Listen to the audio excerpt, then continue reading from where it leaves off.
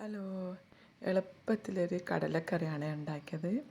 കടല ഉപ്പില്ലാതെ നന്നായി വേവിച്ചെടുക്കുക. കുറച്ച് വെള്ളം ഒഴിച്ചിട്ട് പാകത്തിന് വേവിച്ചെടുത്തതിന് ശേഷം പിന്നെ ഉപ്പ്, 1 സ്പൂണ് മല്ലിപ്പൊടി, 1/2 സ്പൂണ് മുളക് പൊടി, 1/4 ടീസ്പൂണ് മഞ്ഞൾപ്പൊടി, 1 കഷ്ണം ഇഞ്ചി, വെളുത്തുള്ളി, കരിവേപ്പില, തക്കാളി, 1 സവാള, ചെറിയ സവാള മതി കേട്ടോ. അത്രയല്ലേ ഉള്ളൂ കടല.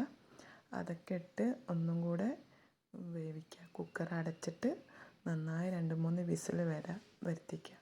വെന്തതിന് ശേഷം തേങ്ങൻ്റെ മുൻപാലുണ്ടല്ലോ, ഫസ്റ്റ് ഉണ്ടാകുന്നത്, അത് മാത്രം നന്നായി തേങ്ങ അരച്ചിട്ട് ആ തേങ്ങാപ്പാൽ ഇതിലേക്ക് ഒഴിക്കുക. ഒഴിച്ച് ഒരു ചെറിയൊരു തിള വന്നതിന് ശേഷം ഓയിൽ ഒഴിച്ച് കടുക് വറവിട്ട് അതിലേക്ക് ഒഴിക്കുക. അപ്പോൾ ഇത്രയേ പണിയുള്ളൂ. വളരെ എളുപ്പമാണ് ഇത് ഉണ്ടാക്കാൻ. പിട്ട്, വെള്ളാപ്പത്തിനൊക്കെ കഴിക്കാൻ നല്ല രസമാണ്.